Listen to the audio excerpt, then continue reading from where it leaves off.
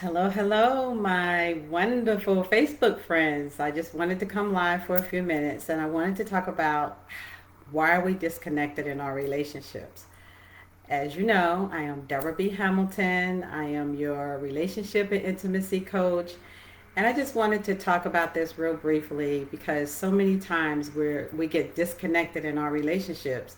And sometimes we understand why and sometimes we don't. So I just wanted to talk about disconnection and how disconnection can make you feel anxious and isolated. It could just make you feel um, less loved and cared about and nurtured. So just wanted to go through a little information about disconnection in your marriage.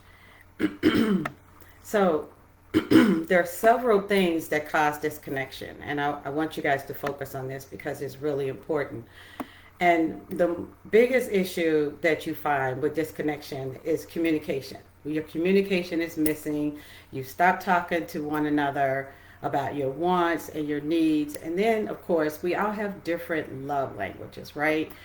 Men want to be respected and appreciated. Men, let me know if that's how you really feel, but most men want to be respected and appreciated by you as the woman. And then women want to hear I love you and that you are important to me. These are all different things that we could do to communicate and make sure that we're using our love language when we are communicating. The other thing is expectations, right? And I always do this. Let me know that when you're here. I would like to say hi, and of course, with replay, hashtag replay. I would appreciate that. So getting back to the several reasons why we can be disconnected, also can be, like I said, expectations, and that's all types. Whether it's your parents, whether it's the attention, whatever your expectations might be, have you discussed those expectations, right? And then we talk about habits, like what do your habits look like? Are you stuck in your habits? Are you feeling like you don't need to change? Like after you've been married for a period of time, everybody gets comfortable. So we don't think about, our habits, our appearance, how we're looking, are we, just wearing sweatpants all the time, our hair looking crazy, whatever that might look like. What are we doing to make sure that we are showing up and that our habits aren't being affecting our relationship? The other thing is self-esteem. This is really important too, because how do you feel about yourself? Self-esteem can play a huge part in how you feel about yourself, because sometimes when you're disconnected, you stop caring about, whether you're connecting with your spouse or not, because your self-esteem is so low. And then you have to ask yourself, why is my self-esteem so low, right?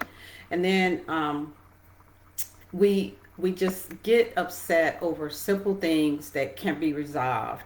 We can be in the moment, right? We can just have this moment in time where something can happen, and then we blow it out of proportion instead of understanding that it was just a moment. And I could give you an example of a situation with my husband and I when he had to go to the doctor's office, right? And he had just had surgery, so he was healing really well. And he was talking about the previous night about driving the car, right?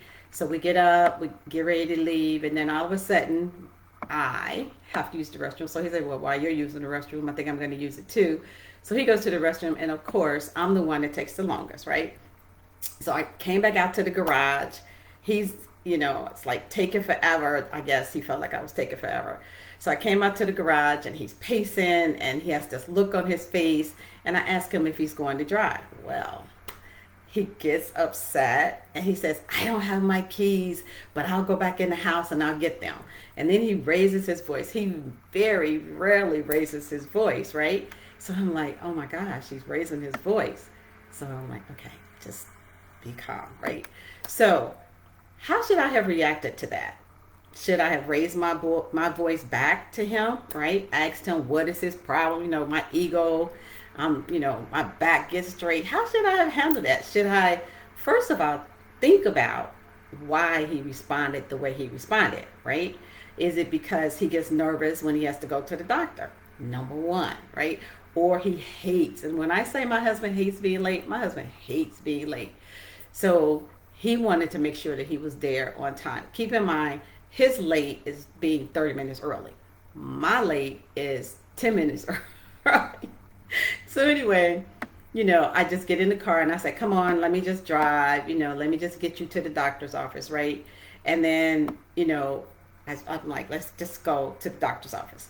So keep in mind, by the time we get to the doctor's office, everything is fine. I didn't, um, if I didn't remind myself, right, of those two things about him, I could have stayed angry and I could have made the situation worse. And sometimes that's what we do. We can make the situation worse without understanding that it was only a moment, right?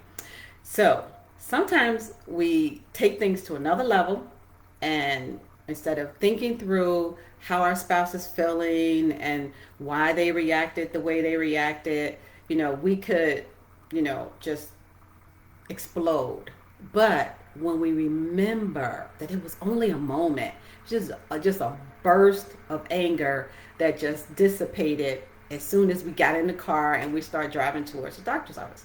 So these moments in time when we are feeling like, I can't stand you, or why did you say that to me, or whatever, keep in mind that when your spouse is reacting a certain way, think about why they might be reacting in that certain way, right? Think about what could have been causing them to just burst out like that when it's unusual for that to happen, right? So let me ask you a question. Can you think of times when you or your spouse overreacted to a situation? I'm sure we all could, right? How did you handle it? And now that I just gave you this example, how would you handle it differently? Knowing that when certain situations come about, that is only in the moment, and that if you don't make it bigger than what it already is, it can dissipate and then you could just move on. And I'm gonna give you another example of disconnection. Excuse me. I had a client, awesome client, that was stuck in the past, right? All he thought about was what his wife had said, not said, what she did or what she did not do, right? He kept saying that he forgave her, but he continued to remind her of the things she had said or done. Have you experienced that before, right? So I asked, excuse me, I asked him why he couldn't let it go. He couldn't let it go because he was in pain. His pain was causing him to stay stuck. He couldn't see that his wife understood the pain and was now seeking help. But instead of recognizing that, he was staying stuck, right? So I asked him if he understood his wife was seeking help. The reason why they were here was that she knew they needed help. She understood that they could not resolve the issues by themselves, and her husband realized that they needed help as well. However, he was still stuck.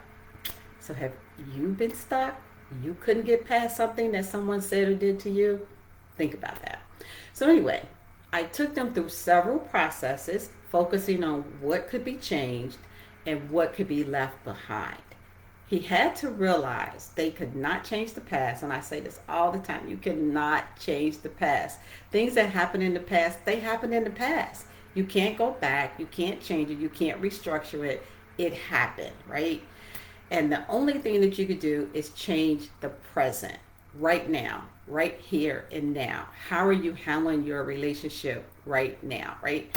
And they could discover together, which is so important. And this is what I share with them, is that they could discover together what their relationship can be and decide their next steps, right? As of today, what do you want your relationship to be, and what do you want your next steps to be, right?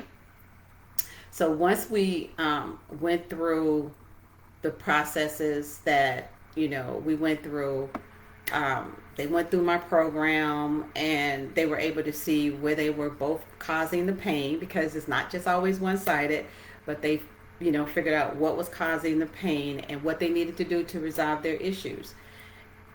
Most of the time we're disconnected, right, until we realize we can focus on the changes that each one of us need to make. Is both parties need to make changes, right? And we can only change ourselves and no one else. We can work together to have a great relationship, or we can continue that relationship the way it is. And like the relationship can just continue on the way it's going, or we could choose to make a difference. We could choose to do something different. And that's the part that I appreciated, them being willing to work through their process with me, and me helping them to understand the different changes and the steps that they could take to have a better relationship. And that's what I try to do in my business. As a relationship and intimacy coach, I really try very hard to help couples to find the things, the steps, the suggestions in which they can make a difference in their relationship. And I've created this wonderful course that I would love to share with you. And that was just a piece of one of my modules that I have created to help you in your relationship and help you have a better relationship. So I would love to get your feedback. I would love for you to DM me and let me know if you want more information about the program that I created. It's a 6-week program, and I take you through 6 different modules to help you get back to that wonderful relationship that you had in the beginning of your relationship. So I just wanted to jump on really quick. I just wanted to share this with you. I hope you got value out of it. And like I said, give me some feedback. Let me know what your thoughts are. And of course, I'll be back. So enjoy the rest of your day. And don't forget, I'm always here for a conversation. So enjoy. Take care.